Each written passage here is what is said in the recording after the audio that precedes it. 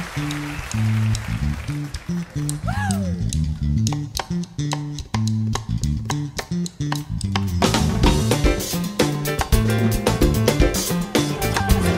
Scenes. I'm here with legendary Pete Escovedo at the San Jose Jazz Festival. How's it going, Pete? It's going great. It's a wonderful festival. The weather's beautiful. The crowd has been enormous. And here I am standing next to beautiful you. What could be better? Well, thank you so much. I understand you just had a birthday. Well, you know, they keep coming, and it's a good thing.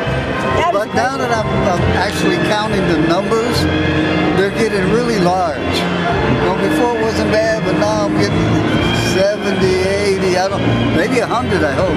Well, you know what? My dad lived till he was 96. You're kidding. Yeah, so I hope I can do that. That'd be great. Now, Pete, your music has transcended Latin jazz, contemporary jazz. I mean, how do you do it? You keep going, you're 74 years old, and you're headlining at this festival. How do you do it? That's wonderful. Well, for me, I think the music keeps me very focused. It keeps me very young because I just love playing. My passion, I've been doing it since I was a kid. And there's something about it that when, it seems like when my foot goes on that bandstand, the magic happens. It just, all of a sudden I feel like I'm 21. So it feels real good. And as long as I can keep doing it the way I'm doing it, I'll be okay. When I start to slow down too much, then I'll start to worry about it. But so far I'm okay. Now you've played with all kinds of people and you have this wonderful, beautiful musical family. Who inspired you to do this great music? Well, I always admired being my mentor, and the person I looked up to for years was Tito Puente. Because I met Tito when I was 18, and he inspired me to, you know, stay with the music, you know, to be in love with that Latin jazz sound that he played so wonderful, and he was such a great musician. And I mean, he was like an uncle to me. He was so nice to me. We became very close friends. We wrote songs together, and it was just been a wonderful relationship with his family, my family. So he's the one who really inspired me to keep going and to keep playing. What's so interesting, I was Googling him, and I saw that he was in World War II with my father in the Navy. Oh, yeah. Is that wonderful? Wow, that is so cool. Now, California Scenes, we're a nonprofit, and we always like to focus on nonprofits. I understand your daughter, Sheila, is the founder of a nonprofit that you're also involved in. Could you tell us a little bit about Elevate Hope? Sure, yeah. Elevate Hope is a foundation that my daughter Sheila and her manager, Lynn Mabry, have put together. And they raise money for abused and abandoned children. We actually support two facilities. The first facility is Vista, and Vista is in Los Angeles where we live. The second one is Lincoln, which is in Oakland, and both of those facilities have kids that have been abused, their parents on drugs, for some broken homes, you know. So they really don't have a lot. With her organization, what they do is they raise money and they create a music facility in each of those facilities so kids can come learn to play music and they feel great. You know, the music really helps them get all their aggressions out and everything. So it's a great thing for her. Our organization is a little different. Ours is called We Know You Are There, and what we do with our organization foundation is that when the kids come into these facilities, they actually have nothing.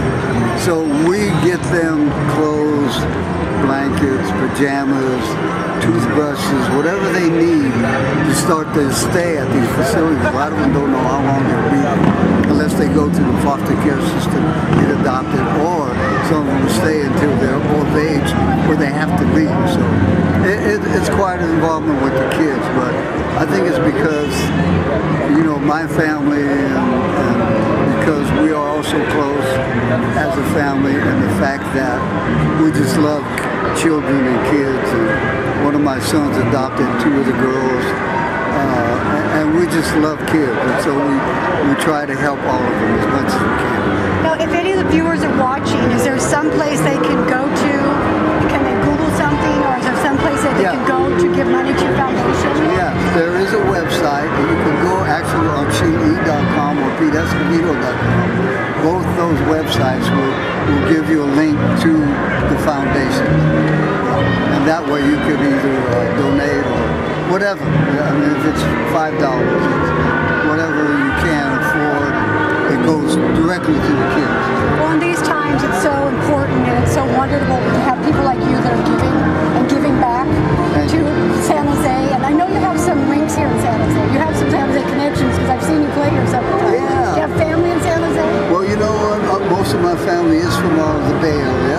San Jose, Oakland, Alameda, Emeryville, Berkeley, all of the surrounding areas.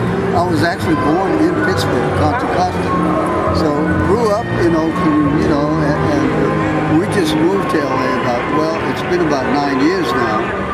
But our hearts are still in the Bay Area because we still have family here, my wife's family, all from here. And the fact that we have so many great fans here, which is incredible.